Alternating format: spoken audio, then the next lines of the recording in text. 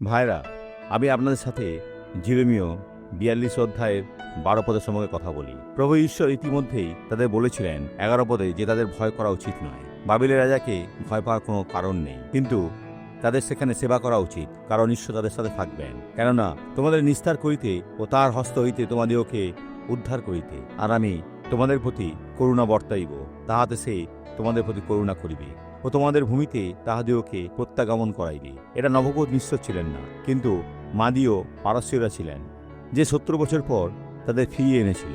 এই সময় ঈশ্বর নির্ধারণ করেছিলেন তাদের বাবিলে কষ্টভোগ করতে হবে, তাকে সম্মান করা শিখতে হবে। ঈশ্বরকে সম্মান করুন। চাবুকের নিচে সেবা করার চেয়ে ভালোবাসায় ঈশ্বরের সেবা করা উত্তম। আসুন প্রার্থনা করি। পিতা, আপনার সমস্ত আশীর্বাদের জন্য আমরা আপনাকে ধন্যবাদ জানাই। আমি তোমার অনুগ্রহ, তোমার শক্তি, তোমার সাহায্য প্রার্থনা করি, এবং আমি সকল মানুষকে আশীর্বাদ করি যারা এখন প্রার্থনা করছেন। আর আমি শত্রুকে বলি, এই জীবনগুলো ছেড়ে দাও, যিশুর নামে, আমেন।